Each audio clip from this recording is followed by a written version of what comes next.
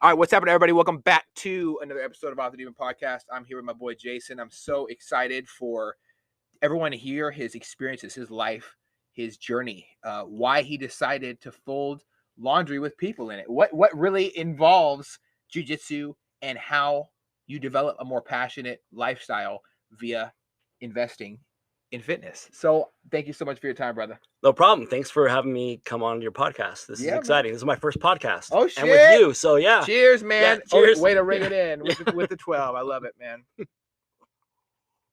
Man, scotch is good. I got to be honest. Yeah. I got to be honest. I really do. So I've never had scotch before.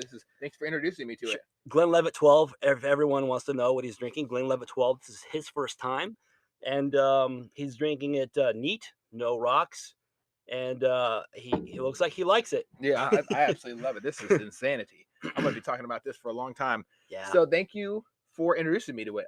I think there's so much beauty that can be found and excitement in your life every time you introduce something new. Whether it's martial arts, the military, hearing a child laugh, everything that we experience in life, I think we should celebrate it.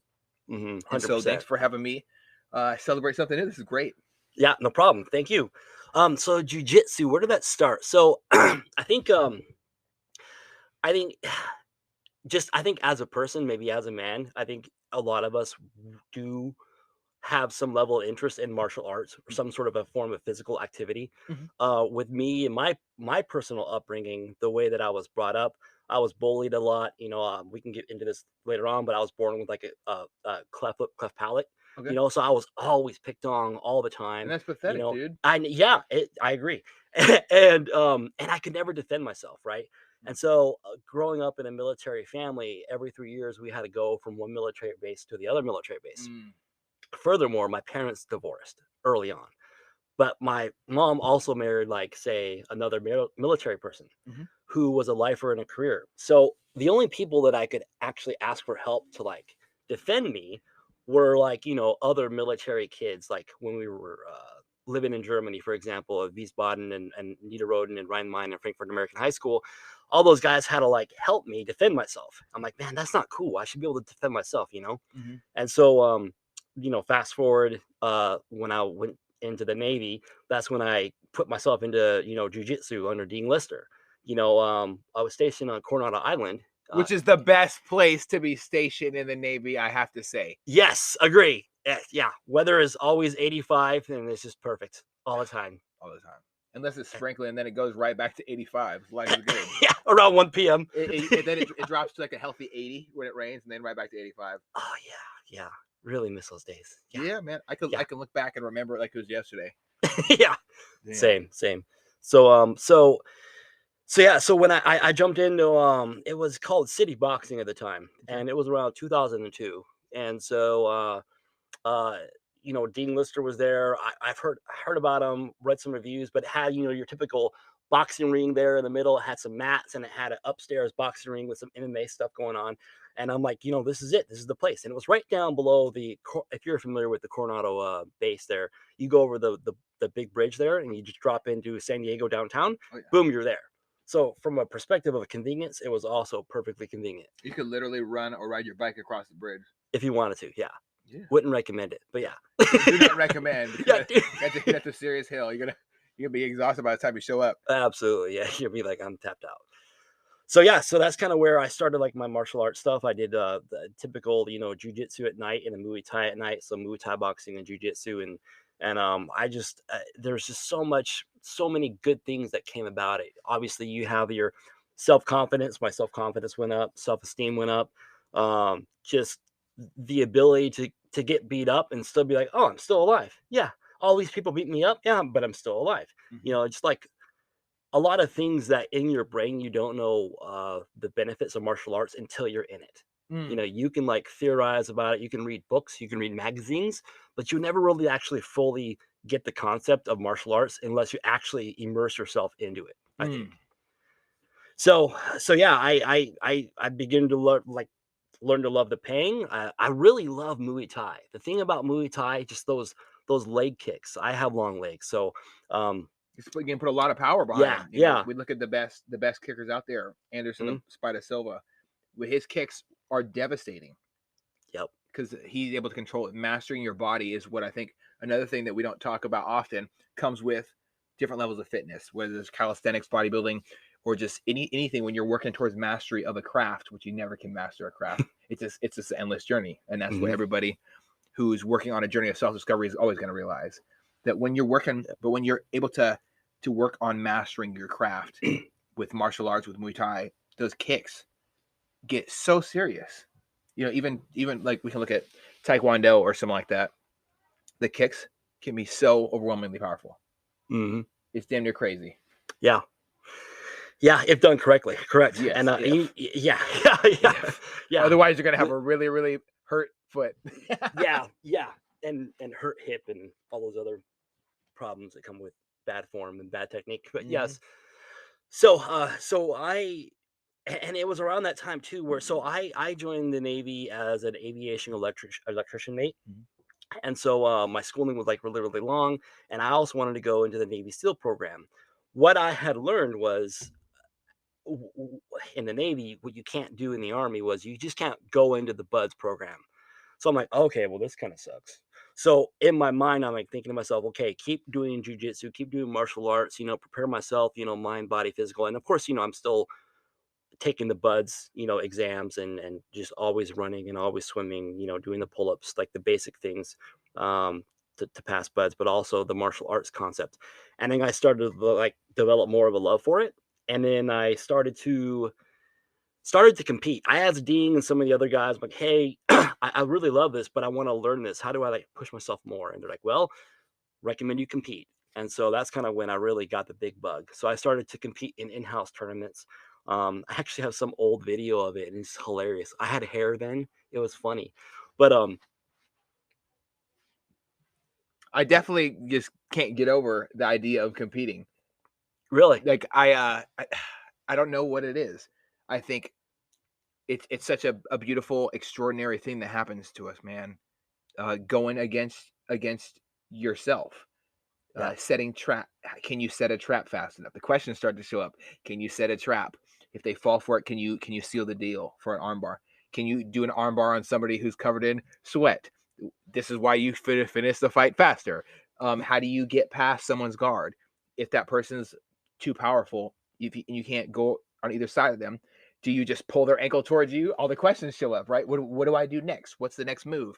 And with competing, you can work really, really hard with your team, with the people in your gym, and then bam, next thing you know, you're not anywhere else but the podium. And that's where I think beauty shows up. And it's extraordinary to me that someone is able to do that. I'll never be able to not look at admiration at someone on a podium, because wow, all the stuff that goes into it. And I see it. I follow my friends on Instagram. Like my buddy Mike Collins down in Texas this year. He wants to compete for the and dominate. He really wants to be on the podium this year. And I really think he can do it with the right effort and stuff like that. for sure. And so kind of going back a little bit with me, I still get nervous when I'm like in crowds or get the spotlight. And so the competition for me, I fought a lot of different things when I competed. One is like pushing myself. Am I really learning this? And then two, here my my coach is Dean Lister. So like, okay, yeah, pressure's on a little bit, right? and then you got all these people who are like, some of them are amateur fighters, some of them are now like UFC guys now, and some of them were like amateur to semi-pro fighters in those days, and they were like watching you. It's just you and your opponent, like that's it. There's no way to kind of like fake or forge anything you do there. It's all you and all raw skill, raw talent. And for me, I learned so much just from those early competitions, those early days. You grow from that. I mean, I grew obviously, mentally and physically, and also my technique and my skill. There was one black belt guy. He said, for every one tournament you do, you almost like gain like 2 to like 4 months of training experience for that one competition. Because is it because you're in fight or flight? It's because you are in your element. It's because you're applying your practice. What is it? It's because you have like 5 minutes to win. Make or break, baby. Yeah, you have 5 minutes, go, and everyone's watching you. So it's a moment of absolution. Yeah, basically, yeah. It's a moment of like, I'm showing you all that I've learned the past 7 months of what you've just dumped into my head, into my body. Am I really like learning? Am I really taking and listening to what you're telling me, what you're teaching me? And here I am now showing you these things and proving to you I'm able to learn, I'm able to apply these skills, and also under pressure, right? Because Mhm. like this one guy, he was like, I don't remember Karate Kid? Yes. What the bad guy who was the coach, the bad guy Oh, team, he's the Cobra Kai, worst, that guy. dude. I swear I fought his. It was funny that one of the tournaments, the guy that I fought, he's a steroidy guy, but his face looked just like that guy. Oh no, So in it my might have mind, been him. Shit, no, he was like, I don't know, 23. gonna So show up outside your he apartments had the and same curly try to take hair, your the bike. same face, same body build. And in my mind, I'm like going, man, I'm fighting this Cobra Kai coach guy. But I only beat him by like points though. He was too ripped and steroided up. There was no way I could submit him. Do you No think that way. PEDs are a major determining factor in martial arts? So that's a good question. Oh Because wow. I get a lot of different answers when I do ask. Because like with bodybuilding, a lot of people look at it in an absolute standpoint, like it's oh yes, it's if you do it, you can't be beat. And I've seen so many people who don't diet properly in the bodybuilding industry. And yes, I'm telling the truth. It is what it is today, people. Mhm. A lot of people do a bunch of juice and they think their body's gonna look shredded. No, if you eat like shit, you're gonna probably look like shit. Yeah. You have to be in some form. You have to be either counting your calories properly. You have to be taking care of your heart health. With cardio, you have to be exercising regularly. I think a lot of the benefits of testosterone or just any decabolin, any type of steroid is going to be majorly directed towards your recovery, your ability to train more frequently and increase your, and then that comes with the effort. The effort has to be applied as well. Mhm. So I think it might even allow opportunities for you to work harder, I would say. So, Mm. but if you don't walk through those doors, you're not going to have the same amount of success versus somebody who does. If someone's got all the checks in most of their boxes, they're going to do better than somebody who has a check in one of their boxes. If that makes more sense. Do you Mm. think that is something that can be compared to martial arts as well? Yeah, I think so. Like for, I think some other podcaster had it on his podcast where like if everyone's doing the same amount of PEDs or the same amount of juice, Mm, like in say cage fighting promotion, then the level it is a level playing field. It's just a matter like what you said. Whoever like works harder, trains harder, recovers better, has a better nutritional program, then it comes down to like maybe some of that. mhm, But I think if everyone's like doing the juice, then sort of like the playing field is level. mhm. It's a new balance. It's reset at a higher level. But if everyone's juiced up, then that's still a level playing field. Then Yes, it comes down to who is training harder, who is training more. Um, that's one of the reasons I liked what was it back Strike Force. oh, Did they do I testing forget. back then? I don't know. I That's think such a it long was time either ago. Strike Force or a different one, but they basically said everybody, no matter what you do, just show up, and if you got it, you got it. I want to see who the baddest motherfucker is, and I love that. How great can you be when when you remove the lane assisters in the bowling alley? Can you bowl? Do you do a gutter ball every time like me? Like Shoot, who knows, yeah. right? I forgot about those days. I forgot it was like that actually. I don't Mhm. remember. I Yeah. I maybe it was in a movie, but I can't help thinking back. I'm gonna have to do some research, but I'm thinking back to a day and age where they didn't regularly test for PEDs, and wow, like that's a crazy thought for a second because now everybody's like, oh, John Jones, performance enhancing drugs, blah blah blah. And I'm like, okay, yeah, cool. Like what's the problem? Don't There's a lot of people that take PEDs. So many people take. Mhm. I know a bunch of people that take PEDs personally, and if there is it a level playing field? Does not just everybody have the secret to passing these drug tests? Does everybody not get a heads up and learn how to flush the system? Like Mhm. what's the problem here that people are experiencing? Because I think that personally, if you're competing at a sport at the highest level like bodybuilding, there's going to be a lot of people around you that are going to be running gear, and they're going to be dieting perfectly, and they're going to be spending their whole year dieting. They're not going to know what birthday cake tastes like because they want to win that much. That's how crazy people are willing to go Dang. for this. They won't drink alcohol. They will never go off their diet. They'll be dieting Mhm. year round. And I've tried it. I got close. Obviously I took a couple date night, drank some red wine with my wife at Outback Steakhouse, went crazy, Yeah. right? With my little pieces of brown bread when I cheated, quote unquote. I would call them refeeds, but for the most part, I stayed close to it, and I still had to apply so much effort outside of it, and I wasn't taking any PEDs at the time. Okay. But I think that overall consistency on the back end really contributes to the overall success you're going to have on any platform. Sure. Is there? That makes sense. I like how you said about the even playing field, because that really puts it in perspective for me. Yeah. I don't know who else said it. Yeah, you can say whatever you want, man. I think Joe Rogan mentioned it too. Air it out, dude. Air it out. I think Joe Rogan mentioned something like that, right? Yes. If everyone's doing it, it then becomes like that new level playing field. Yeah. Oh, I got a real story. So my buddy, I won't say his name. He doesn't know I'm doing. Okay. He's a good friend of mine, college wrestler from MSU Northern. He's a Bellator fighter, and he went to Russia to go fight Cage. And it was one of those things where I guess Putin invited all people around the world to come fight my Russian guys in the cage. Oh yes. He said he's never been knocked out in the head that hard in his whole entire life.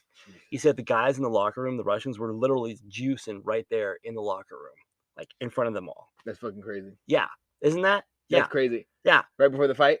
Yeah, before the fight. Just taking all sorts of and everything. Probably the sustenance stuff. You never know what they're Russian stuff. Yeah. Wow. It was insane. Yeah, that is crazy. Yeah, that's a true story. And so he lost, and he said he of course, I guess, that night they just got so crazy drunk, and the mafia was there, just have more, drink more, he just got so drunk. And yeah, it was pretty crazy. After being hit hard, I might want to drink too, man. Yeah, as I'm getting older. He said he's never been hit like that hard in his entire life. And so I mean, yeah, the PEDs, yeah, it can have an effect too as well, like, from that perspective too. Mm-hmm. Like if you get hit too hard in the head, it can cause some damage. It can definitely cause some damage. Yeah. I one thing I'm concerned about for the future, as we have these polar opposites show up. We have people who, the youth who are growing up in a sedative lifestyle. They sit around, they play video games, they're glued to their phone. There's no, I don't see a lot of kids getting their jeans ripped after school. I don't see a lot of kids exercising at all. I don't hear about how hard PE was when they did the pacer test. I don't see the youth moving in a direction of health and physical activity versus other countries when they are, or even versus people around them, their peers that are working towards hard at their goals. Me growing up at an age where I idolized people like Arnold Schwarzenegger, Sylvester Stallone. You can go down the list of people who I grew up watching movies with them, obtaining this form of physical fitness that inspired others to aspire to be their own version of that. And that's what really kind of resonated with me growing up. Whether I was doing martial arts, anything I watched on TV, I wanted to do. I had no filter. I was a sponge of life. So I watching Karate Kid. I'll tell you what, I probably, in this room right here, I probably kicked every single wall at least 5 times. I was punching the couch. I was having my grandpa throw up a pillow and me do like a jumping flying kick and landing on my knees. Like, yeah, nice. Here I am with knee pain years later. Who knows where that came from, right? but I cannot imagine where those inspirations now.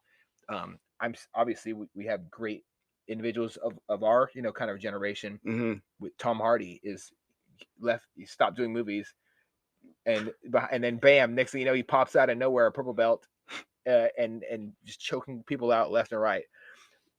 Even Demi Lovato got a purple belt last week. Yeah, I saw that. Shit. Good, congratulations to her. Yeah, obtaining different belts, it must be very, very difficult. What's your experience with that?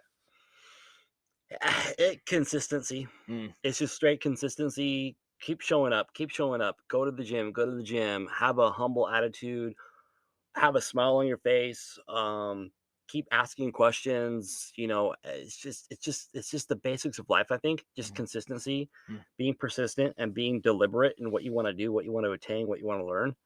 And of course, being a good team player, because Also, if you're really good in the gym, but also if you're a jerk to all your teammates, that's also going to show up there, right? The Mm. instructor, no one wants that person around. Yeah. Nobody does. And in jujitsu, like we're not getting paid to do this. Like I don't need you as a sparring partner. Like if you're going to be a jerk as a sparring partner, I don't want to train with you because you're just going to be toxic. You're toxic for me. I got a day job. A lot of us have a day job. Demi's got a day job, right? Yeah. Like we don't need toxic people in our life to help us improve ourselves. That's counterproductive, A 100%, man. So yeah, so I think the belt attainment is like consistency, keep showing up, keep talking to your instructor, like, hey, what else do I got to I asked my instructor that the other day. I was like, hey, I'm at this level now. What do you think I need to work on next? And Mhm. he told me, more ground game, more, playing the guard, more daily helas. I'm like, Roger that, and so that's what I'm working on now. It's kind of common sense a little bit, but I think some people might overcomplicate it Mhm. a tad. Well, I always found But that a strong foundation with any platform you're working at is so much more important than having the prettiest windows on the side of the building, or making sure your logo is huge on the side faces of most people. Having a strong foundation will allow you to build your bricks and build and build and build and build. The next thing you know, holy shit, you got a house. yeah, And it's important. It's important, horribly important to be ferocious in obtaining goals. I think, especially as a human being, hmm you know, we look at other creatures like ants, even all working together for a certain purpose. Bees, same thing. We're all very, very unique as animals on the world, because we're very different. We mm, always kind of branch off in our own ways. We always self isolate if we're not feeling good. We always are around people when we feel obligated to do it. What would happen if we were investing that time like we spent on Christmas with ourselves? What Christmas to me is every day when I work on my goals. Christmas is every day when I work. My birthday is every day when I ask myself, who do I want to be tomorrow? And I work in that direction. Just even if hmm it's just one step, that one step is more than I could have asked for. How do mm. you continue working towards the next day? Are there hard days? What would you say? Are there days where you don't, where it sucks? Days where you feel discouraged? Yeah, yeah, for sure. And just gotta have to probably look at the past experiences and like work off of that and keep pushing through of like, okay, I have these things happen to me in the past, and so I'm gonna work on them now, and just I think diligence is some of it too. You just got to keep being diligent in what you're doing and know that it's part of the process. I think some people get scared, like, you know what, failure is part of the process. Accept some of that. Hmm. That's just going to happen no matter what. We're humans. This is humanity. We're all flawed. Like no one of us is perfect. Therefore, like something imperfect is going to happen in our life. Mm. So put that in your brain as like, okay, this is part of my roadmap. Imperfections here, imperfections there. Something bad's going to happen. Okay, cool. And if you can like factor some of that in there and you're like planning, then I think you'd be like less likely to be, um, disappointed. I Mm. think. But I'm talking to you now with some like logic, but like years ago when I thought everything should be okay, I'm like, nah, it was hard. Yeah. Yeah, but What are some of the things that you struggled with personally? um, Because when I got trap and roll, my buddy just taught me trap and roll, and I understand we were just drilling, and then I applied it in a couple times where I was actually rolling against. I've never done jiu-jitsu before, so I showed up can do jiu-jitsu a couple Saturdays ago, test out the shoulder, see if we're rocking or if we're really staying away from it. And I was a little sore after. I'm pretty sore, not like I'm in pain sore, but just sore. But wow, I got to trap and roll. Um, I got a couple times. I don't know if they were taking it easy on me or what, but I felt so just comfortable and happy and excited and right at home with the rambunctious nature of people trying to put you to sleep or put you in holds and stuff like that. And maybe I looked like a fish out of water, not knowing anything. I know probably did. I'm just a shitty old. I don't even have my white belt yet, but I'm just a little grainy. I had no idea. I'm the new guy on the block, and I think there's a lot of excitement that I have about that, because there's so much more to learn. yeah, My cup is completely empty. I have no expectations. I got no standards for how great I'm gonna do. I didn't even know that you can pretty much get away with anything as long as you're not striking. I learned that just the other day when I saw somebody put somebody in a gas mask. And I was laughing. I had no idea. I could have done that 3 times, at least. I wouldn't have survived it, but I would have got him for like a couple seconds, right? Mhm. I think there's so much joy that can be found in trying something new and going out of your comfort zone, going against the hard stuff. I couldn't figure out how to pass this guy's guard because he's just strong as hell. Mhm. Little did I know, I could have grabbed his lower. I was wearing the pants for the gi. Mhm. He was wearing no gi up top, so I could have yanked that and just slid right past him. Ha! Yep. I had no idea, That's but I don't know anything, and so once the foundation is built, I'll be able to learn more, to try new things. I got my 10 rolls in, but man, I got worked quite a few. I got worked quite a few over quite a few, but they were all very Mhm. gracious and showed me show me a little bit of the ropes. But so trapping and rolling was something I was able to use against somebody.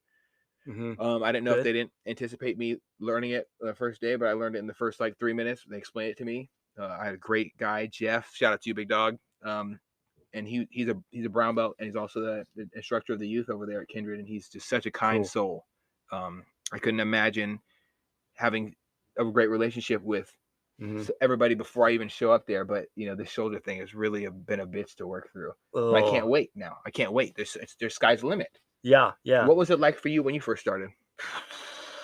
Oh, bruises everywhere. Pain, fear.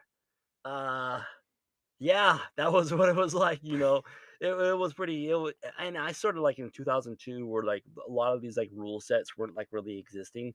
Like for example, like, Dean Lister, right? Hey Ding, if you're listening, hi, I'm gonna see you soon, hopefully this year. Um, heel hooks. He was teaching us heel hooks like from the beginning. Obviously, he wasn't being like, like a savage, but he taught us like everything with control, obviously, and professionalism. But here we are, new people learning all these like calf slicers, bicep slicers, heel hooks, all these things that the rules say you can't do until you're black belt. I'm like, but Dean being who Dean is, and the people that were there, I mean, there was me, special forces guys, Navy guys, regular civilians, and some people that were there were like, former, I guess, UFC fighters too. So there's real people there who wanted to like roll and fight and spar. So Dean was okay with teaching that stuff. So we learned a lot of like really high level things. Um, and just I remember always kind of going hard. We were always going really, really hard, Mm. really aggressive, really hard a lot. Sometimes we slowed down and stuff, and Dean told me to slow down because usually when you're a beginner, I don't know. How about you? Tell me about you. So when you're rolling out there, you're a former like bodybuilder and stuff, Mhm. right? So are you using a lot of your muscles and power and strength, or how's that for you, like with your background? Are you thinking about making a podcast? Spotify has a platform that lets you make one, and if I can figure it out, you definitely can too. You can create your own content all in one place for free with zero hangups and even earn money as soon as you get started. Spotify lets you record and edit episodes from your phone or computer so you can go mobile, just like I enjoy to do. My favorite thing about it is that you can create video episodes if you wish and upload them to wherever podcasts are heard. You can even set up subscriptions or, if you're like me, listener support options for listeners to help you grow.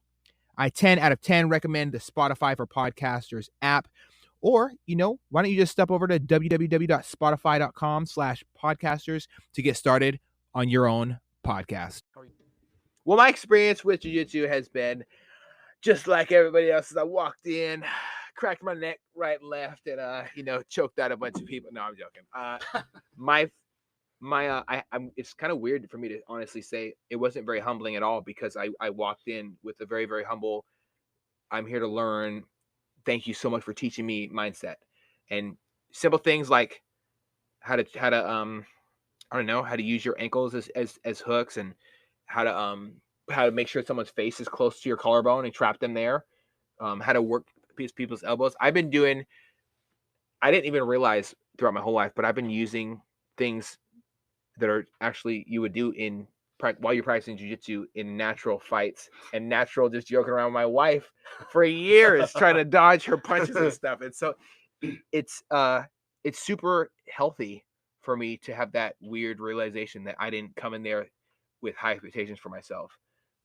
It's hard to fill a cup that's already full. That's one of the messages in Avatar, the one of the first movie. And Mhm. wow, did I not want to be Jake Sully getting my ass whooped by a bunch of little crazy weird Tyrannosaurus Rex little dog things like panthers? No, I did not want to be the guy who gets assed out thinking he knows everything. And so and also I was previously injured, so I would say I was very timid as far as injury goes, which is one of my only thing I would say I honestly regret. Mhm. Um, I should have just tested it out and see how I did. I did use my strength a lot. It played in my favor. I've been exercising for 5 years. Now that's not saying that I can't get out tacticked by somebody who's a complete twig, because it will happen, and it definitely will. There's not a chance about it. If you've been doing jiu-jitsu longer than me, you're probably going to be better than me. It is what it is. And Yeah. I haven't had a real one-on-one. All right, let's just see who can do whatever. Because I know the parameters still. So the last thing I'd want to do is accidentally do something that is against the rules and or pisses somebody off, and then they feel wronged by me when I just want to learn. So I was very careful. I was very humble.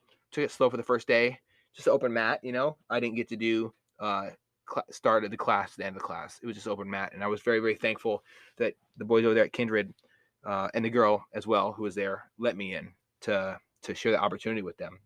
Um, Jeff and his wife Mhm. are phenomenal human beings. Kyle, he's a freaking badass as well. Shout out to him, and I'm very Mhm. thankful for their grace. They Mhm. honestly were very gracious, and open arms when I walked in there. Everyone was Mhm. kind. Even I got to roll around with somebody who was hurt as well. Good. His legs Yeah. definitely were hurt, and his other arm was definitely not, and his farm boy strength was not either. But I had so much fun, and I wouldn't trade it for the world. That was my first experience. Over the years of my life, I had no idea that I was going to get so picked on and so singled out, and over the years, Mhm. and people saw a string being light skinned guy, and they're like, oh yeah, we can probably get some shots in on this guy. And then Man. throughout like elementary school and stuff, there people were humbly surprised. Middle school, kind of something similar. High school, I was really torn about who I was. So there's been times where I Mhm. played stupid and didn't want to fight. There's other times where I was just rage on people and try to destroy their face with striking. And Yeah. I really would, if I could like go back in time, I would change a lot of things. I would have been in martial arts my whole life. I would have never quit Taekwondo, at a yellow belt Mhm. when I was sparring with black belts. Like I would have never. I've always had this natural, like a fish to water approach to anything that has to do with violence or with technique or learning. I want to learn more. I've never been an asshole when it comes to you teach me something. Oh, I can't wait. Let's go. Please tell me. I would love to Yeah. hear. Not the opposite. Not the oh God. Yeah, I got it, man. Don't look out. Eddie's gonna take it down. So I guess that maybe that approach has helped me in my life. I'm very thankful for the opportunity to continue my journey of learning in life. That's how That's it was good. for me starting off, and I hope that this can continue for the rest of my life. People sharing knowledge with me, because I'm just a humble student of life, man. I don't have all the answers. I never will. I'm always gonna want to achieve that new level, learn that new move, Mhm. not get trapped. I actually set a couple traps, and I was only able to set those traps because I've been observant this whole time. I've spent 7 months now injured and coming back from my injury. Weightlifting, getting back into weightlifting was hard. Mhm. Getting back into certain exercise was extremely difficult. But I was very, very blessed with the opportunity to revisit this martial arts thing, and revamp my tenacity. Try to be more powerful with my pursuit of this goal. And I do want to. I don't have a goal of like being a black belt. I have a goal of doing jujitsu for the rest of my life, and wherever that takes me, fuck, dude, what a journey, right? Yep. And Yep. that's how I feel about it, honestly. So hopefully that's my future. I would love to years from now, as a black belt or something, sit here and say, oh God, yes, I had the right plan. Just be humble and just shut up and learn, and don't argue, don't get frustrated with people when they're better than you. Thank Mhm. them. Got to run Yeah. with wolves to get some food, man. Or you Yeah. have to run with some wolves. Yeah. Yeah. Yeah. Wow, there's so much there to unpack. But Back to the injury. Yeah, there's a guy we roll with. He had an injury on his arm, and he had the semi cast on his arm, and he still showed up to roll with us. And so obviously the guy's got a cast on his arm, so you're just gonna have to be observant, to be deliberate in what you do and how hard you roll with the guy. But just like that fact, right? Like if somebody has a cast on their arm, the last thing that they would think in their mind, let's go dress up in our gi and go fight with my cast. Like that's the last thing on like most average person's mind. But this kid, he comes in class and he is trust. He trusts every one of us with his like semi-broken arm. I don't remember exactly what was wrong with it, but I think he had a cast, right? So that implies some level of fractured slash broken arm.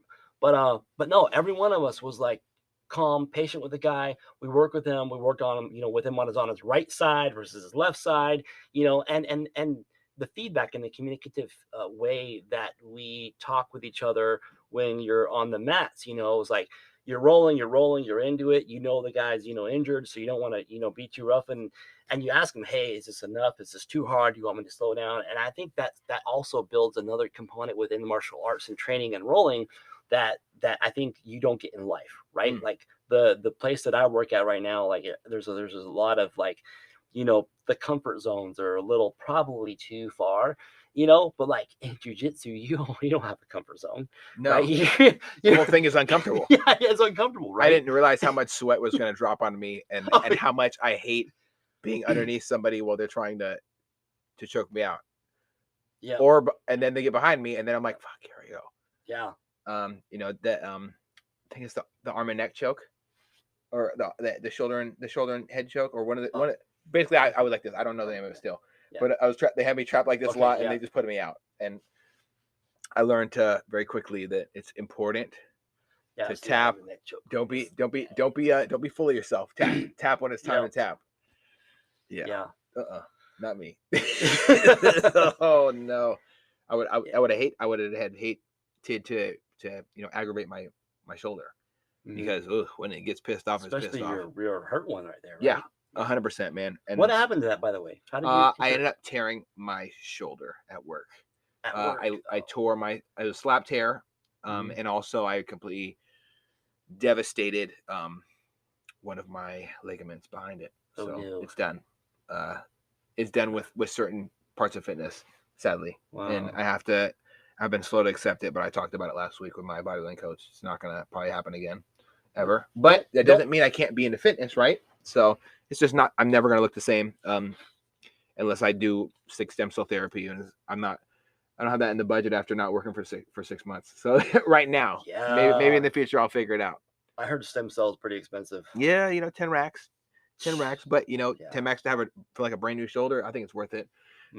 Would you ever, or let's just start from the beginning. So what was your competitions like when you were competing? So part of me too, when I was in when I went into jiu-jitsu, I was also kind of going in with a perspective of, this is helping me train to go with special forces, right? So in my brain, in my mind, I was thinking, hand-to-hand combat, if we're out there, my objective is to, have to probably kill the person, right? So in my mind, I was thinking like, yeah, I don't know. I was thinking, I guess I'm not scared to be hurt, but I will get hurt, but I'm not afraid. I'm not going to die, and I will tap if I have to tap. But I was thinking more like, offensive, this aggression. I don't have to kill this person, in a competition, right? But like when you're training with your partners, those are your sparring partners, those are your friends, you don't want to hurt them. You don't want them to hurt you, So I think for me was like mostly, it was focus. It was really focus. And I knew that my teacher, I knew my coach was also watching, and he was a referee. So I was kind of like trying to navigate myself and what I would do to the person. And I don't know. I think it was like one of those things where you know what you're good at. For me, my earlier competition days, I was mostly no-gi, right? Because Dean Lister did all like no-gi in the very beginning. So it was all no-gi. So for me, my favorite moves that were like kimuras, right? I would go for the Kimuras a lot, and I would stick to them because my long arms, my long legs. So yeah, get him in closed guard, get him in the Kimura all day long. And so I would kind of like bait some of the wrestlers, with like put like my one leg out there. Yeah, I was about to say how by putting a leg out. Yeah. I would bait them. Go for the takedown. Yeah, and then go for the single leg, and then boom, there's their arm, and I'll give them Kimura like within like 20 seconds, 15 seconds, they'd be out. So for me, it was like, I was nervous, but I was a good nervous, and I wanted to just hurry up and submit them as fast as possible. Is what I was really, I enjoyed that a whole lot. Just going in with a laser focus. I think it's very important. 100%. I think it's super important to do that for everything that we do. I know that every time I've been in a moment where like fight or flight kicks in, like real life, if we can talk about real life application for a second, I never thought that any of my skills that I learned or that I practiced over the years would ever contribute to real life scenarios until someone's trying to rob me at knife point. And then I'm way too close to escape that knife blade, and I'm way too far and there's no way I'm gonna get away or be able to back up and create distance to draw my gun. And I don't want to light somebody up with a crowded area, because that's what the tweakers do in Seattle. They don't give a shit. They don't think they're in their own world. Yeah, They'll rob you at knife point. So there's been times where I've closed the distance and I've been able to just use sheer ferocity and just really an absolute lack of F's to give about what happens to them as long as I get out of there and I don't have to fill out a bunch of paperwork dealing with the shooting. So there's been great times where that killer instinct of fight or flight kicks in, and I feel really calm. Everything slows. It's like classical music to me. When I get that adrenaline spike, when I know something's really, really wrong here and I have to act or die. And I think it's very exciting, and it can really do a huge crash afterwards of exhaustion. But when in those moments, you like training is so important, because even if you're in great shape, you're going to have a better chance than somebody who doesn't deal with any type of athleticism at all. And then when you add mixed martial arts or any form of martial arts behind it, or any form of defending against a knife or gun training, all these things, knowing when not to shoot, all these things contribute to this dangerous, your own individual version of John Wick that you could be, right? And I think it's so important for all of us to pursue our own level of physical fitness and being a powerful specimen. Have you had to use any real life application after your years? Yeah, actually, just like one time, and it's not like a knife. That's good. I'm happy. Knives hurt, dude. Yeah, fuck, they hurt. Dude, I bet, man, that's crazy. Was that here in Linwood area? No, it's in Seattle. Seattle. Yeah, International District. Really? Evening time. Yeah, they'll do it right out there in an open around other people. And I'm like, last thing you want to do is like, it's like the fourth rule of firearms: don't shoot unless you can be accountable for what's behind what you're shooting. Because there's a lot of people down there all the time, and it was a shit show, man. Oh, man. Thankfully, other people's cars wanted to help me. Love this guy and the ground helped a little bit. How long ago? Probably like 9 or 10 months ago. Okay. 9 or 10 months ago. So well past all the writing and stuff like that. Yes. Okay. Yeah. Things get weird, man. But I think that having an ability to focus in on different things I've learned over the years. Don't try to dodge somebody. Don't lean back when someone punches at you. Lean to the side. Don't ever lean back. What if because they're gonna try to punch through you? Yeah. They're applying force. Don't just lean back and get popped a little less hard or with more strength sometimes, depending on what happened. And just you land on the ground, the back of your head, you're out, and then you're done. Yeah, you're in trouble, dude. Yeah, you're in trouble, and there's so much that plays into it.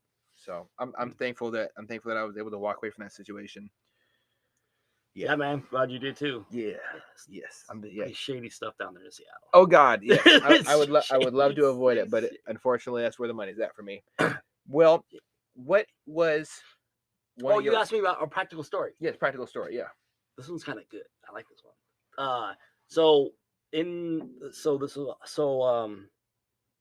When I was just starting to finally get good at Muay Thai and Jiu-Jitsu and stuff like that, starting to build up the confidence of like, hey, I know what I'm doing. I know what a clinch is. I know what a knee is, and I know what an armbar is, and a Kimura. During one of our Christmas breaks, I went back to see my friends in Montana, and it was around like Christmas holidays, right? I don't remember which day. I was the designated driver, sober dude, and we were at a bar, and one of my friends' wife was, I guess, getting hit on by some wacko dude. He looked kind of shady, and so I'm like, all right, this ain't cool. So I just walked outside, and I was like, hey, by the way, some dude's like hitting on your wife. You might want to go in there, take care of it. And then just out of the blue, the dude that came out there, I don't know how, why, and he started to freak out on us. He was probably on drugs. Yeah, it happens. Yeah, Yeah, yeah, freak outs, drugs, they happen. yeah, yeah. Gotta make sense. And then me being the sober guy, like, hey man, chill out, go back inside. Just trying to like, calmly walk Yeah, him back enjoy in. your night. Yeah, Yeah, have a good night. I'm being very, very kind, very considerate. And as he was like walking back upstairs into like the front door there, he like lights up a cigarette and he like puts his finger in my chest and says something like, "Don't you mother effing tell me what to do." And when that finger went in my chest, dude, literally like a nanosecond went by. I clinched him in the back of his neck, kneed his face like 5 times in my knee with his chin, with his jaw, with his lip, busted his lip wide open, and he just fell to the concrete. I started just smashing the back of his head with my, like, punching the back of his head off the concrete, and then everyone pulled me off, and but the thing is, you like, bounced him. yeah, Bounce him off the canvas. yeah, dude. Yeah, and it just happens so quick, so instinctively, and that's kind of where the martial arts come in. Like that instinct will kick in, fight or flight, and it kicked in so fast. I was like, damn, this is good stuff, dude. Yeah, man. Yeah, so they pulled me off, and we gotta go, man. That was pretty bad, but Yeah, it was yeah, bad. the guy, he was on drugs because I remember he got back up. I think his lip was split wide open, like bleeding everywhere, and he was asking all of us, like, "Who did this to me? Who did this to me?" And yeah, Oh boy. it was good. What? I don't think he wanted to thank you. I think he wanted it. Oh Yeah, man, what a mess, dude. yeah, Well, I it think was crazy. there was so much that goes into the discipline factor of martial arts. As obviously as you repeatedly show up and practice every day and become better. Do you think that it's important to be hesitant in situations, read the room? Is it important to strike first? What's the most important thing when you're going against somebody and you're looking for their physical movements? What do you watch first? Because I noticed that the eyes, usually for inexperienced fighters, usually their eyes, the hips, their knees bending a certain way usually will show that they're going to spring off that foot. There's a bunch of different shoulders tensing up. You can obviously see the hand crunching or whatever. You see somebody, usually they flare their nostrils. There's so many different human tells. Mm-hmm. What are some of your standout human tells that you've learned from being in Muay Thai and Jiu-Jitsu? Well, I mean, first of all, I try not to put myself out there in harm's way in dangerous places and stuff, just because I don't want to be there. Not a lot of fun things happen in those places, probably. And so I think like what you said makes sense. All of the above, their demeanor, their eyebrows, their eyes, and like how they're talking, their body posture, their language. Definitely their hands too. If they're really fidgety, if they're really tense, if they, want to like ball up their hands in fists. But for me, I mean, obviously, I think a lot of people would say to just like avoid any interaction at all. But when you are trying to read a room, yeah, you want to make sure you're reading the room correctly. And if you see the most aggressive kind of person in the room, then just kind of like stay far away from them is what I would do. The peacockers. Yeah. Yeah, stay away from the peacockers. Yeah. You don't want no part of that. Like, who does? You ruin your night. You want to have a good night, good fun time. You're there for a fun time. So I would say those things. Watch out for those things. But yeah. Yeah, I hate to be him. Yeah. You bounced him, dude. It is what it is, man. Yeah, it was pretty incredible though too, because like I've never really been in like a real fight, right? And like I was saying earlier, I was mostly bullied all my life. I had people who were like really, like real gangsters and stuff, like be there to defend me because I'm like this little skinny white kid, and they're like, tough guys and gangsters, and like they were defending me, and like, which is like I was totally completely grateful for that. Mhm. But at the same time, like this was like the first time where I was able to really kind of like defend myself, Yeah. and in real life. And I think that just gives huge testament to like really training hard and taking it very seriously, I think, but also having fun, but taking it seriously, um, because you feel like it could be used one day to defend yourself, you Mhm. know. And sure enough, all that training kind of paid off because it just came out really instinctively, and I did it in terms of like self-defense as well. Mhm. And so, but yeah, the fact that it was so instinctively, I was like, wow, this is working, Mhm. this is incredible. So no, I think if anyone is questioning about that or the true validity of martial arts and Muay Thai and Jiu-Jitsu, I would say, go try it for 30 days and see what you think. Yeah, I Like, think Muay Thai and Jiu-Jitsu go so beautifully hand in hand. This the stand up and the sit down, because I cannot tell you how nervous I would be is if I'm about to get in a fight with somebody, and they pick up their hands in like a shitty boxing stance, and then they just put their hands on the ground and sit down and then put up their feet, and I'd be like, oh well, this fight's over. I'm out. Goodbye. yeah, exactly. I know this I know where game. this is going. For three things I look to avoid. You know, I talk shit and joke around with people. I try to be genuinely kind to others. Like all the time. I might joke around with my friends here and there, but nothing ever to hurt another human being. But when I see three things: cauliflower ear, angled noses, and another thing I look out for always is someone's hands with a bunch of scars like I have on mine. I seek to avoid people that have those telltale signs. I try to be attentive and pay attention to my surroundings to a point where it's almost driving me insane. But to see that, yeah, I try to stay away from those things. And I always Tim Kennedy's book Scars and Stripes was just talking about it. One guy had cauliflower ear, and I was like, oh. I see how this game is going down, and I've always noticed the same thing. I try to stay away from that because they'll get you. They'll get you. They spend a lot of time uncomfortable in life, so look out. For sure. Look the fuck out. So what I, is Oh, sorry. Go ahead. oh no, I was gonna say I haven't read the book, but I heard it was good. Oh God, Yeah. listen to it on Audible. He narrates it. It's so much better than reading because for me, this is my Yeah. personal experience. Super dyslexic, so it's I hate reading. Reading's it gets frustrating when you read over the word the third time and you're like your brain's like, are you sure you want to read? Yeah. Maybe you should try a couple more times. Maybe they don't get clear, Yeah. asshole. Like I try to avoid it, but audiobooks are great for me. Mhm. I definitely loved his how he describes everything. He puts all the emotion behind it. He knows when he's gonna get choked up.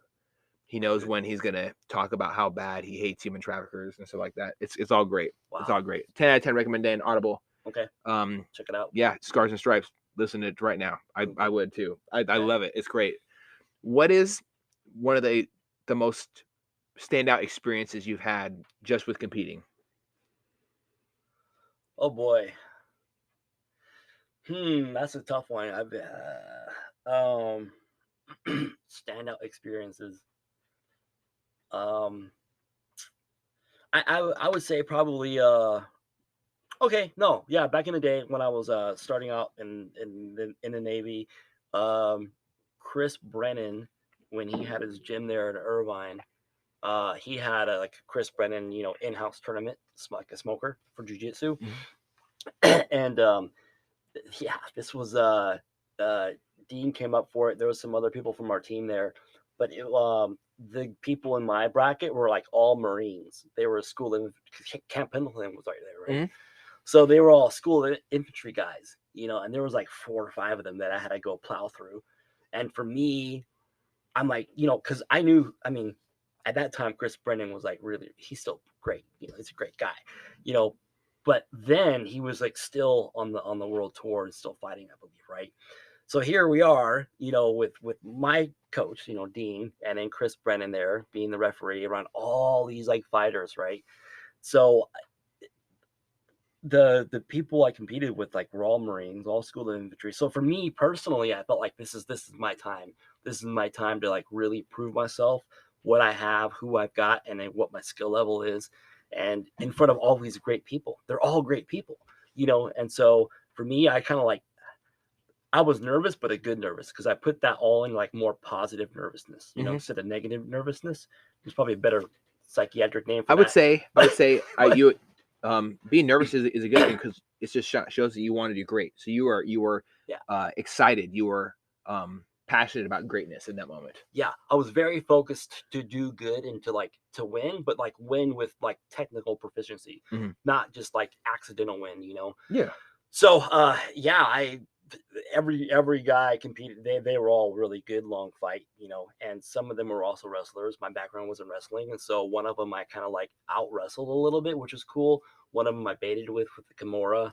One guy tried to put me in a foot lock, and he was giving it all he got, and I never tapped. I got out of it, and then he just like gassed out, and I choked him out. So it was like probably one of my better competitions ever, like ever. It was good. Wow. That's Yeah, exciting. yeah, it Yeah. was exciting. That's Yeah, badass. And so you smoked all the other Marines? yeah, yeah. They Oh, were well, yeah. Marines. They were Marines. Do They you were Marines. hear I loved it. that? Yeah, What a and mess. not just Marines, but like they're in the SOI School of Infantry. Okay. So like they weren't like Marine admin people or like Marines mechanics, on aircraft. They were legitimate infantry Marines. Excellent. Well, Yeah, that's badass, man. it was so great. Yeah, I think there's so Yeah. much there's huge great moments that we can all achieve in life, and I've always been excited when I hear about other people getting that good job moment that you can recognize for yourself. There's a lot of times we get great feedback from the universe. We get awards. We have Mhm. uh promotions. We have gold stars that get given to us throughout the universe. But when you can do it for yourself, I think is when it becomes the absolute best. So what's the difference between gi and no gi training? Do you find there's a major significant benefit? Because I know you talked about previously loving no gi. Yeah, so I started in the no-gi, and uh, that's kind of when Dean left Fabio's place, and Fabio was all gi.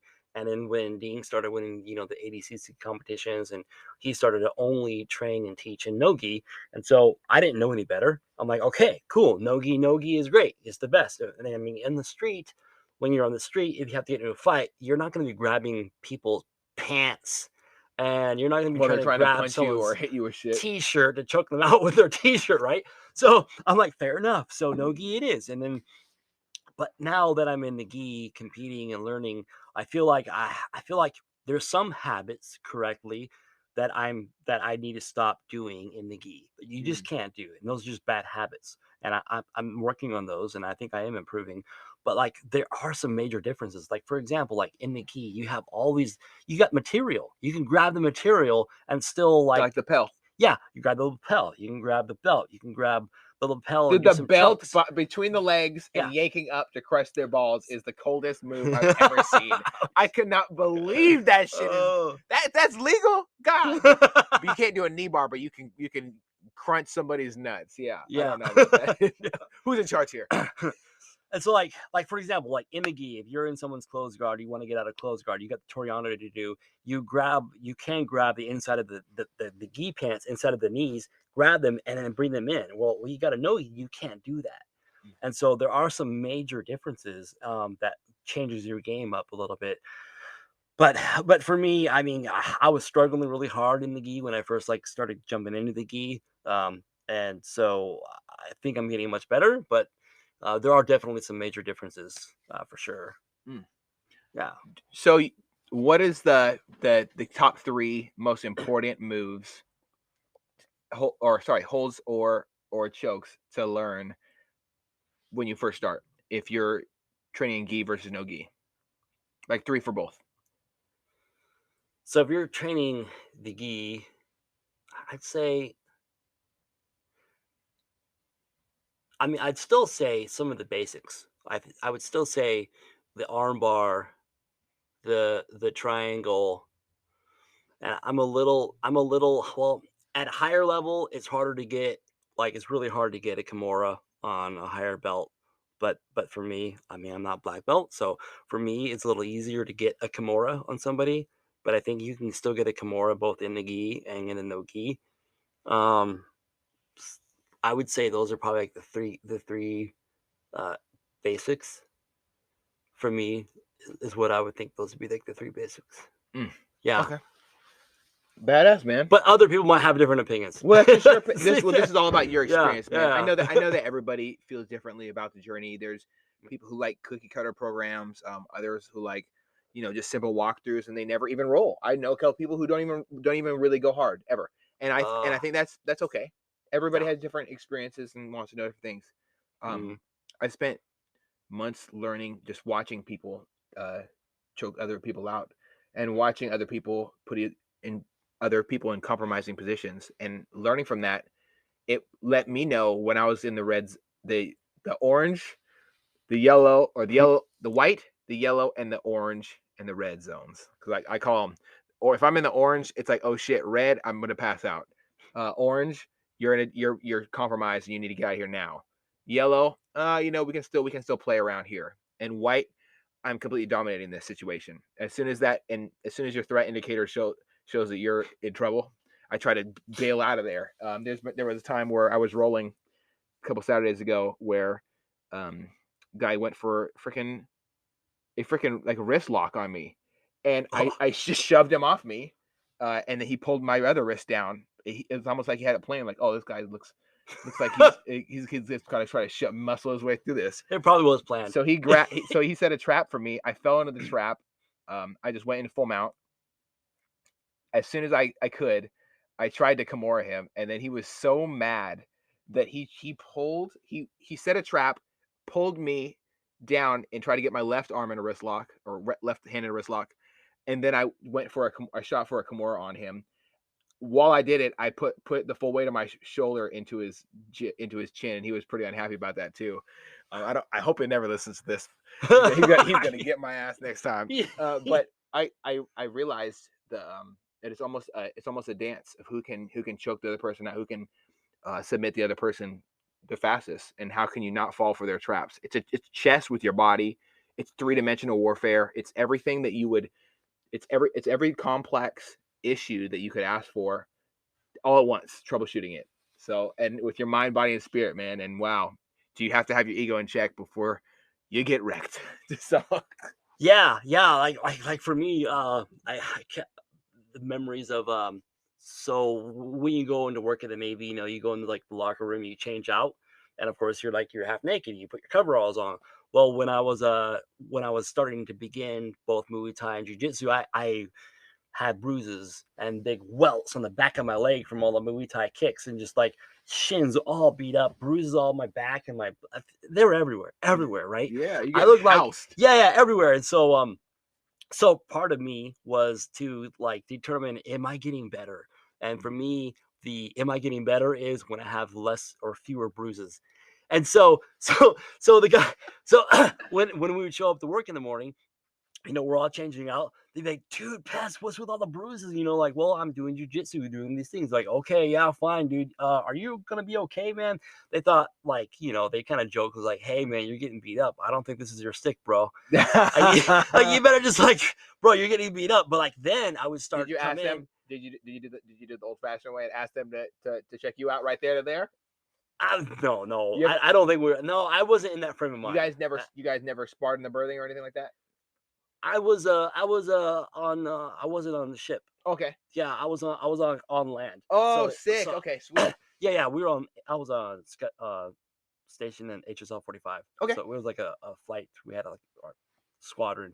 Yeah, So it awesome, was man. on home base. Yeah, Okay. it was cool. Well, y'all So didn't get down as much, yeah, because no, because there was when like you're at 20. There sea, was you're like 20. stuck. There You're was like, all this bent up aggression. Everybody's always fighting. oh Oh no, man, I so the birthdays were the worst. You getting your ass whooped. It was oh, a mess out there, we man. got lucky, dude. We only did like one cruise every 4 years. Well, I was only in 4 years. Well, I only did Mhm. like one cruise, but like I was stationed like online. That's That was awesome, one of my man. things I wanted to do. There's no way I was going to be on ship forever. There's no way, man. No way. But I have a ship story. But let me finish this story about bruises. Yeah. That's how I knew that I was getting better. Mhm. Was I would like have fewer bruises on my body. Trial And by fire. yeah. And as the bruises started to become, less and less and less frequent, everyone thought I gave up. They thought I quit because I had no bruises. And they're like, dude, hey, Pess. They call me Pess for short, for Pessemier. Like, hey, are you still training? And that was their way to like measure, hey, are you really getting good? And then I would say, yeah, I'm still training 3 hours a day. with no bruises. And so that was like the indication of like, okay, he's getting better. This is kind of one of those like funny little things that I love it, man. he's yeah. I look It's back, it's important like to have moments yeah. to look back on moments like that. I remember um, someone spoke about it. CT Fletcher was describing the power of obsession. Obsession doesn't have to be a negative thing.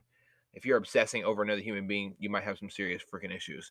But if you're obsessing over the one you see in the mirror, how to better yourself, and not just physically with plastic surgery, Mhm. not like I get that our body's like an AR-15 or a Jeep. We can add the fat tires, we can add the the best the best scope, whatever, or we can buy the cheap one online on Amazon, which I don't Yeah. recommend.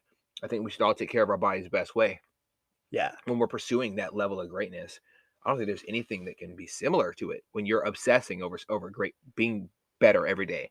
And that's when you truly are great, when you're in pursuit of a goal. You're in pursuit of this next level of greatness. Like, how amazing would it be if you looked at your dreams and said, you know what? You're not bigger than me. I'm going after you, and your ass is grass. I'm right behind you, and I'm gonna kick, get choked out, bruise, stand up anyways, and fight my way back to whatever that goal is. That's where I Mhm. think truly greatness is. Do Yeah. you feel as an athlete that you have extreme highs and extreme lows with when it comes to those moments? Because I know that after a moment where I felt an extreme high, any low after that feels extremely low. Yeah, definitely my peaks are peaked out and my troughs are trough. They're Mm-hmm. really deep sometimes. Mm-hmm. Um, I think for me, when I first started too, I wasn't able to like express myself verbally in a communicative way as well as I was able to express myself like on the mat Mm. or like in a competition. And I think for me, this is still a martial art, right? It's an art form, a form of art. And I think for me, it was like, and then also just knowing that I had Dean as my coach, like Dean is so great as he was, such a great person, great fighter, and just like very, very, oh man, he's so good, man. Uh, I don't know. I think he's one of the most underrated, coaches and teachers I think out there. Um, but having that as your teacher and coach, teaching you something you never really like learned or knew anything about, uh, helped out with those Mm. when you were like really, really low versus like really, really high. Um, To I keep that fire kind of blazing, they'll throw a couple logs on there when it's starting to run low, when it's super cold outside, and you don't yeah, yeah, if you don't know if you'll keep up the night. yeah, 100%. And at the same time, it is kind of all you. It's like Mhm. how bad do you want it? Where's your passion at? Mhm. And it comes down like your soul, your heart, your mind, and your aggression and your willpower. Like right now, I mean, I still compete, but I got a really, really good day job, and I could totally like be okay, and not be pushing myself still at my age group in my divisions where I'm at. But if I want to be a champion, I still got to push through, push hard. I don't want to some days, but like Joe Rogan said, you got to still keep going to the gym. Even if you feel like crap, you still got to go to the gym, even if you feel like crap. And I think that's kind of what separates you know, like the men from the boys Mhm. is even if you feel like crap, you still don't want to do it. You still just go do it. Well, that's where discipline shows up over motivation, because motivation, that shit runs out quick, Yeah. quick. Yeah. I think that one of the things that taught me what discipline is watching a motivational video on Motiversity, or Machiavelli Motivation, one of my favorite channels in the entire world, or Nick, Nick Vision, or it's so many different YouTube channels that put out great motivational content that I used to watch every single day, listening Hmm.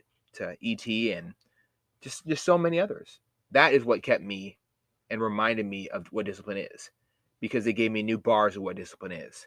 Hmm. Every day I woke up at 4 a.m. I'd watch 30 minutes. I'd feed my mind 30 minutes of reasons not to fucking quit. And then I'd start my day with my first meal right there. I don't give a shit if it was cold salmon and mustard 2 days out from a show and I need to eat all my meals. I'm waking up at 4 a.m. so I can eat my salmon with mustard on it. That was the best tasting Oh, mustard salmon man. the world's ever had. Yes. I'll tell you what, yes, Yes. it was. Yeah. Oh, yeah. Just smothered in mustard. And I'll tell you, Nice. and I put some cayenne pepper on it. Life was good. No complaints. And then I went and did my hour of cardio, or my 45 minutes. 'Cause I never even reached an hour. I never had to reach an hour. I out dieted having to do too much cardio. So Wow, when I was done with my impressive. 45 minutes, I'd put on my work clothes, floor it to work real fast, get back home, shower, hit the gym, come back home. In between all these, I'm eating a bunch. I'm eating inside of an escalator. I'm covered in escalator grease, eating cold food that my Dang. wife was so gracious enough to make for me. That was the team portion. And then it turned into my reasons of why. Every time I was eating, I would close my eyes and I would think, why am I doing this? I would ask Mm, myself, not from a negative standpoint, but checking, kind of as human beings, we have these questions that pop up in our head. I thought, how great would it be if I asked these questions? Are you sure you want it that bad? Do you think you can make it through the rest of this prep? You've been dieting for 11 and a half months. Are you sure wow. you want to make it another 2 fucking weeks? Yes. The answer is always yes, because it is always worth it. My wife believing in me investing that time, learning more. I was working 70-hour weeks, 70 Man, hour weeks, and still dieting. crazy. No excuses. I'd come home, talk to my wife, shower, eat, grab the meals, Wow. thank her so much multiple times for making them for me, and I'd floor it out for another. I'd pass out in my car for half an hour here and there if I Whoa. was feeling too tired to drive, Uh-huh. whatever it took to achieve Wow. my goal. And I really think it's possible when you're taking those non-physical punches, because you're talking about a completely different thing. You're talking about dealing with fear directly. You're Mhm. ingesting courage every single day, going against punch. Nobody likes getting punched in the face. It ain't fun. I'll tell you what. It definitely doesn't Mm-mm. get fun the older you get. But I can tell you what. How great is it that you were able to combat fear every day? Mhm. Yeah, I guess, kinda going back a little bit, like, where my personal background Mm-hmm. was, like, I was, born with a, I guess I don't talk about this a whole lot because Okay. I don't think it's, like, a big deal, but, like, it has to be part of the story of the root of where, like, I pushed myself, right? Was, like, I was born with, like, a cleft palate. I was one of those guys, there's a nonprofit out there, I forget the name of it. If you Google it, it's, I forget the name of it. Uh, man, it's a big nonprofit. Like some of the famous celebrities are part of it. So all the kids with the cleft lip, cleft palate. You see, they're got that deformed Mm-hmm. face, deformed nose, and Yeah. deformed lip. I forget the name of it. Anyways, but that was me growing up, right? And then so I had to push through life knowing when I look in the mirror, I have half a face. Like my face is literally physically deformed, like in real life. Like you can't unsee that in the mirror. You can't fake that funk. Like, right? Like if I had a deformed toe, I can hide the toe with a sock, put a shoe on it. No one knows the toe is deformed, right? Mm-hmm. But your face, when you got a deformed face, you can't hide that, bro. You just can't hide that thing. So I think for me, Mm. part of like me personally, I had to fight that for so many years. Like I had a lot of demons of like, why am I born this way? I blamed God forever for that thing. I blamed my family and blamed my parents. I blamed everybody for that thing. And then just like I think over time and maturity, I had to just like fight that anger and hatred for why I was that way and let that fuel me for who I really want to be in life. And there was like a part in my age, I don't remember when, but like probably just like a maturing process, right? Of Mm-hmm. like letting that go and being like, look, I don't want to be that guy for the rest of my life. Like, who Mm. wants to be that guy to where they victimize themselves for a deformed face? Like, I don't want to be that guy. I really admire I don't that, know what man. age I was at when I thought those thoughts, but kind of like with you, were you listening and reading a lot of things on motivation and things Mm-hmm. like how to think certain ways? I heard some of those when I was like kid growing up. I don't know from where, but I realized, man, I gotta make a decision. Like I'm not gonna be like this whiny, deformed face guy all my life and blame my deformed face for how I should think in life. No, I ain't gonna be that dude. I gotta like be like everyone else, the normal face, the symmetric face, right? And I think that was a tough fight. That's a real tough fight. Mm. Because when you go down the street, everyone's staring at you. Yeah, because you got half a face. But like, they're not looking at your pinky being deformed. They're looking at, so I don't know. It's kind of weird. I'm sorry I you don't had know. to. I'm sorry you had to experience that, but Yeah. I'm glad that you have taken such beautiful lessons from it, man. Like obviously sitting here, I look at you just as who you are. Hmm. You're not a bad looking guy at all. I don't see Yeah. you as deformed. And Yeah. I think that there's so much that can be said about how we view other human beings. Like if you look like Hmm. Quasimodo from the Hunchback of Notre Dame, I'd be like, yeah, I can get down with what you're saying. but it would be a different story, man. But I'm excited that you have found such resolve through something you experienced, and you don't look at it as who you are. Hmm. Often in life, and it's preached in every single way throughout the news, throughout Hollywood, we're supposed to be ashamed of the things that set us aside from other human beings, or that make us feel that we are a wounded warrior in a sense, right? Hmm. I absolutely detest telling other people that you should be in a certain box or feel a certain way because of a certain thing. I think that we all Yeah. can decide our own fate and our future. It's not really survival. I wouldn't call it survival of the fittest, but I would at the same sense. And you Hmm. decided to survive and power through whatever your situation was. And I definitely admire that, man. Thank you. While you were talking, man, sorry, I was looking for that charity. Mhm. I'm not part of it or anything like that, but I think it's called Operation Smile. But Operation Smile. That is what it is. Yes, yeah, I've heard of the same thing. yeah, yeah, Yes, yeah, man. yeah. It's I crazy, it man. is it is. Dude, I did so much research to find out why am I a cleft palate, and like the last things I remember, this is, and if I'm wrong with my data now, somebody like tell me or tell him about this.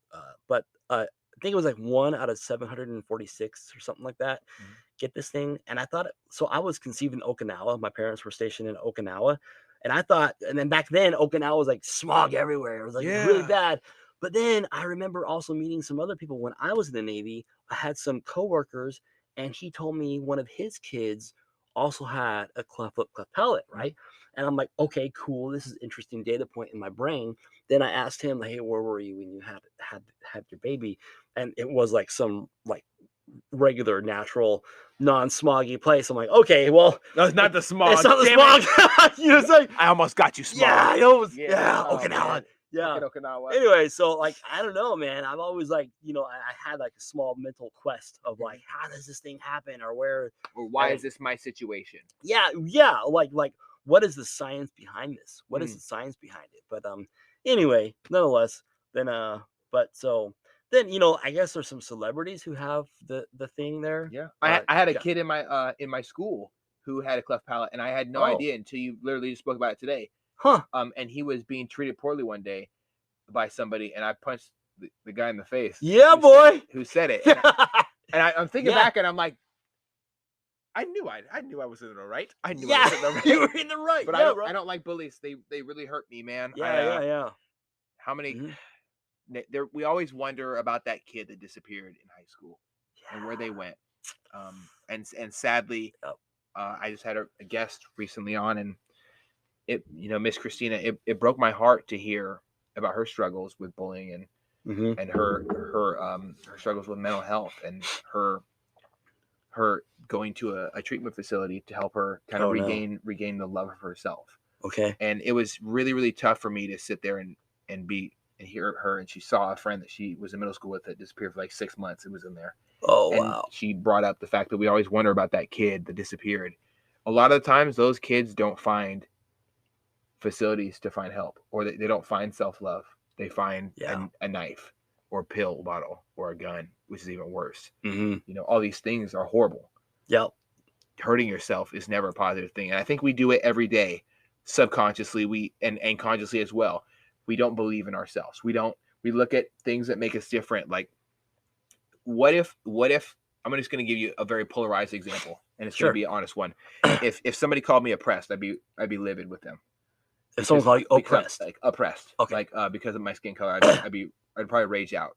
And not just because my wife's and my mom are white and my dad's black, or not just because I hang out with white people or black people or whatever. Uh-huh. I don't. That's not what the problem is. Hmm. It's somebody putting limits on me, putting me in a box. I think we Yeah. do that to Yeah. ourselves all the time, and it's one of the Yeah. most harmful things. Sure. Not saying, like, for me, I have keloids on my chest. I've never been talked about it publicly, but I'm gonna go on a tangent here. Why not? I was uncomfortable about my skin for a long time. As I did bodybuilding, my keloids grew. I have scars. I have really bad dyslexia. I have multiple TBIs. My left ear is ringing right now. It's usually ringing most of the day. I have knee pain, shoulder pain, back pain, a bunch of issues, and I still try to live life and break out of these boxes that I feel like I've been put in my whole life. And I think that if we do that, we can be great. So you not using something that's happened to you or something that you were born with as an excuse, it is overwhelmingly empowering to me, and I appreciate you bringing it up and talking about it. Thank you for doing that, man, because it's important to recognize our strengths and weaknesses outside of what happens to us in life. Yeah. Because you know, if you said, okay, this is what I am, this is me now, or if I say, okay, I am an elevator guy for the rest of my life, I'm putting myself in one box, or I am my career. Yeah. You put yourself in a box. Yep. You're not meant to live, to work, to wake up one day, go to school, get in college debt, and then work a 9 to 5, and then have kids and die. No way. No, that's literally not it. Don't put yourself in a box. Yeah. And I like how you don't do that, man. It really shows how remarkable your ideology is. Well, thanks for saying that. Yeah. And thanks for sharing your stuff too. Yeah. Keep going. You're doing good. No, yeah. Like God, I'm for everyone who's listening to Eddie and his podcast. So I'm down here in his place now, and I have some startup experience too as well. And he's doing good. I'm looking around here. He's got the startup podcast thing, and I mean, this is my first podcast. To me, it looks really professional. He's got the microphones up here. He's got the white paper board down there for some just covering up a bunch of stuff, and I usually write on there things that stand out to me. If you say something that really stand out to me, I'm going to put it on that board. Okay. And I'm going to hang these up around the house, like a vision board, a vision board. Reason, and reasons that I'm inspired. Nice. I'll probably put some stuff on there today. Okay. And he's got the drinks, he's got the bar down here, he's got the laptop here. I don't know, it looks great. I mean, it's got the startup, a scrappy little startup podcast thing going on here. I mean, I like it. That's cool. Yeah, thanks for inviting me on here. Yes, really appreciate it. I'm super appreciative of it, man. And to hear your experiences, your journey, the things you've gone through in life, and the things you powered through. I know it's hard to take a really, really fat punch in the face, but you strike back. And sometimes you strike first. I love it. Yeah. I think you kind of have to. I don't know. I mean, I don't know. I don't like striking. That's the thing with so one of the things that stood out to me was when I was at Chris Brennan's Jiu-Jitsu competition. Like one of the King of the Cage promoters came out to me and then asked me if I wanted to go King of the Cage. This is back when King of the Cage, I guess it used to be kind of easy to go into the UFC from the King of the Cage, there was this assembly line thing. So I went back to Ding and I was like, hey Ding, so after the tournament, this guy asked me if, am I ready for the King of the Cage? And Ding's like, no, you're not ready. I'm like, all right, fair enough, but so I wasn't really big and punching faces and kicking faces and stuff, I think, but I didn't really get a lot of training in doing that, So I remember one guy, he was an EOD, he was a real EOD active duty guy, and he did try King of the Cage once, and he stopped because there's so much time involved in training for one fight. There's a lot of time, a lot of training. There's a lot of stuff you got to put in there. And it's so much time to dedicate. I don't know went off on that one, but no, I definitely, there's so much that goes into fights. I know a couple cage fighters, and wow, do I not envy their struggles, but what would I do to feel how they feel after they fight? Oh, yeah. I think it might be on my list one day, not professionally or whatever, not anything like that, but just to go some rounds with somebody for fun. I think it might be something I work towards too. But my shoulder, it's still in the healing phase. Maybe one day it'll be ready to rock again. But until then, it's just same old jiu-jitsu for me. And I'd love to roll with you sometime, man. Sure. I'd love to just bullshit and learn from you. I'll drive to you, and then I'll learn what not to do. Yeah, I'm at the Marcelo Alonso there in Seattle by UW, and there's a lot of great guys. There's a lot of there's a lot of good guys there. Yeah, and we have women there too. Yeah, mostly guys. Well, I don't mind. I get choked out by everybody. I watched. I think I watched one of the most crazy videos I've ever seen, and this girl jumped in the air, did a front flip, caught the lady's head in between her ankles, twisted, The lady who was in the headlock with the ankles twisted. She hit the ground face first. Girl went into full mount. Slipped past her elbow, past everything, past the guard, past everything. Flipped her over, pushed the back of her head so she resisted it. The lady finally moved her hand, let the lady tilt her head back, just slipped the choke, and then she was out in like 1, 2, 3. Oh, it was a shit show. Absolutely, I've never seen a more ferocious. Oh, wow. How did we get here? Attack in my life. So, This is at Kindred? no, this was online. I just Okay. watched it online. I looked up the most crazy jiu-jitsu. I think I just looked up crazy jiu-jitsu, and it Okay. showed up. It's one of the things that showed up. Have you had any crazy experiences? I would probably say, yeah. I can't think of them off the top of my head, but yes, I probably have. Yeah. So one of the most memorable experiences I think was I tried my first like MMA fight when I was going to college at like MSU Northern. Okay. Uh, I was like the main event guy. I probably shouldn't have done the fight, but I did anyways. And we were there, and this guy was like I don't know, he was like a boxer guy for the state of Montana. And so we were there in the cage. Actually, it was a ring, and I was trying to get him into a triangle or arm bar, and then he was just like, got me down there, started like punching my kidneys, punching my stomach. I'm like, this doesn't hurt that bad. And he was giving me all he got. I'm like, huh. And it's so weird. It's like my brain was thinking analytical thoughts like, man, this does not hurt. I'm like, this is all this guy's got. He's like ramming me in like my ribs, punching me. And I'm like, this isn't that bad at all. And then I'm like hearing from like the left of my ear, this one girl in like the stage area in her table. She's like, kill him, like take his head off. Like, and I look back and I'm like, she's not gonna kill me, you dumb lady. And like I got like so analytical in this whole thing. And then I'm like, wait a minute, I'm in a fight. I gotta start fighting. And so I got back up and yeah, I was exhausted. Like Chael Sonnen said, the exhaustion makes the cowards of us all. Mm-hmm. So I got exhausted. It was a horrible fight. I lost by like 2 points. It was stupid. And yeah, I could have knocked him out or kicked him in the face, but exhaustion. I was exhausted. So I told myself, yeah, never lose with cardio, because like, it was how many bad. times have we seen that? Like, everybody knows that one athlete that always seems to gas out in a fight. It's kind of crazy how they broke it down for Conor McGregor. I was heartbroken seeing, because it was like an immediate change. It was unreal, night and day, instantaneous change in how he was performing. Mm-hmm. And it's scary. It's scary when I don't know if it's like fighter's block or what it is, but wow, phenomenal left hook. But and like all his left arm shots are so powerful. I'll never understand how people can hit that. I mean, I've hit moments where I've got extreme, like completely refilled with energy, but not extreme exhaustion just out of nowhere. That makes me nervous. And this is like my first MMA event, whatever. So, and it was like my last one too. But we were the main event, right? So like I was like preparing and training, and while everyone else was like going, for like 3 or 4 hours. So I was completely spent. I was warming up for like 3 hours. Like, who does that? Again, I shouldn't have been there, but I did anyways. I tried. The right training staff, the right setting. I had none of the above. I was, it was like Havre, Montana. Oh no. Well, you know what? You still showed up, and I think that's what's more important than doing good at something by societal standards. Showing up. Oh, true. And trying. So true. Yeah. Yeah. Well, my final question is this, man. I have to know. Mm-hmm. What is one thing you would say to somebody who's on the fence about starting jiu-jitsu or Muay Thai? Don't let anything hold you back. Just keep. Don't let fear hold you back.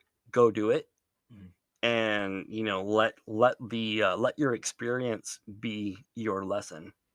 I think go in there with an open mind and like an open heart, and be willing to like learn everything. Is what I would say.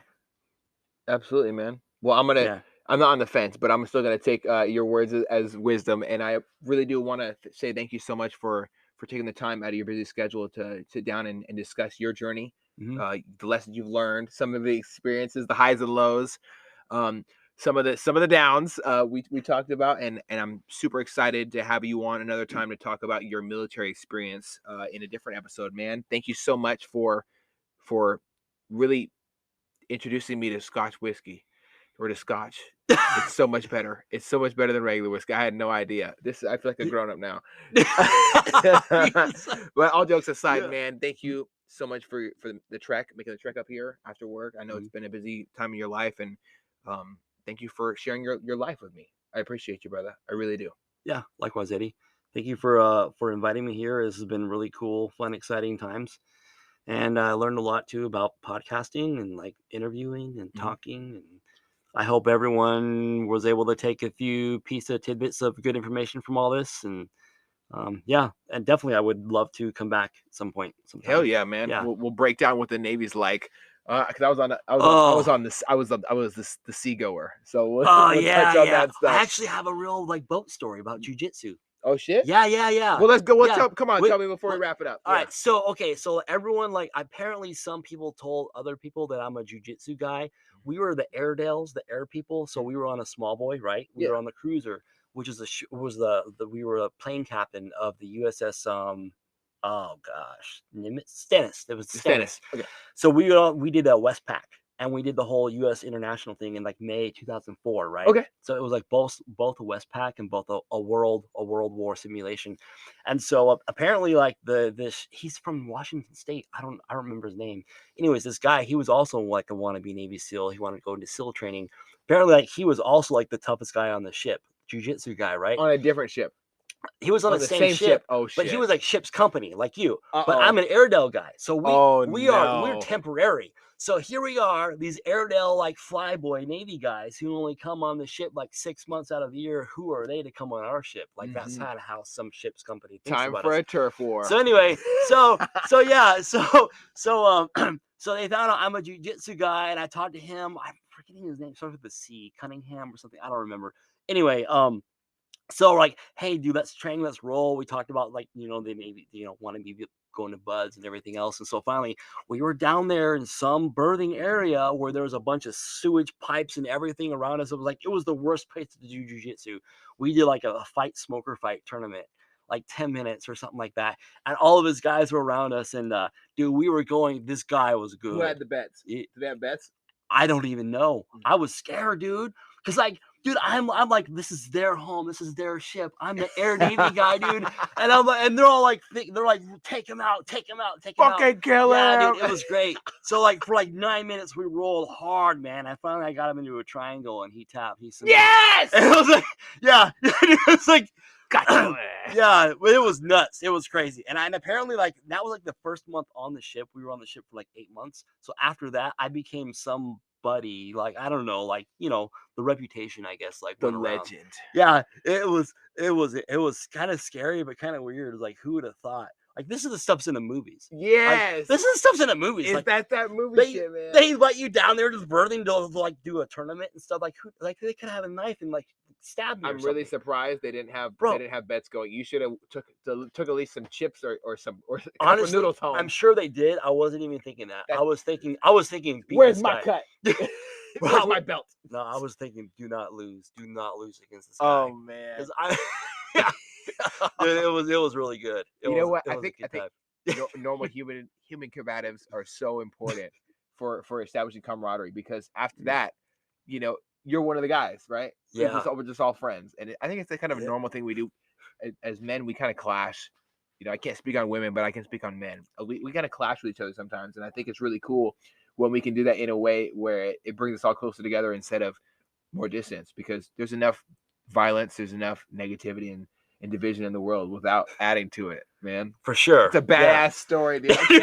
I can't wait to talk shit. I can't wait to talk shit with my buddy, because he was in the air as well. Okay. And he wanted to do jiu-jitsu. Oh. And he thought that he could just, get into it or whatever. Turns out you can't just get into it. Turns out you're gonna struggle a little bit. So if you're listening, you know who you are. It's okay. Head back to the gym and keep training, man. Lift some weights. I don't know. But shit, man. Anyway, thank you so much for that. That ended on a perfect note. I can't wait I can't wait to learn from you and roll with you Yeah, and have experiences. Everybody that I have on in this series is super important to me because I plan on all of you, not just with information and experiences that you're sharing with me, become a part of my self-defense journey and my jiu-jitsu journey. I I don't love think it. it's ever going to stop. So it's really kind Same. of cool. I add new chapters every time I sit down with somebody. So thank you Bro. for writing in my book Yeah. and helping me achieve new levels of greatness in my life because that's the goal. Anytime, anytime, brother. And if Marcel Alonso, he's my instructor, and he's getting up there in age, and he's just down the road from you. So maybe we can somehow talk him into, he trained with the Special Forces first group out of Taiwan and Japan a lot, many years. Yeah, Wow. yeah. He's I think in the 60s now, Wow. and he's still teaching.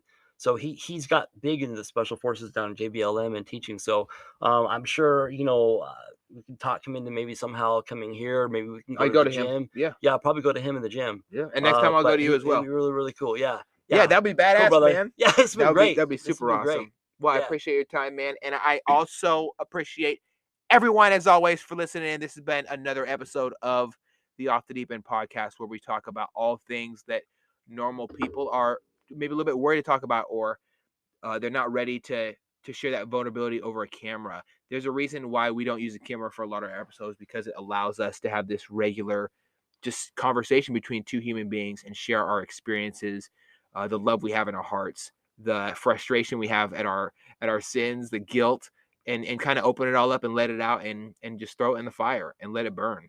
There's nothing more important than connecting as human beings, and I appreciate all of you for listening.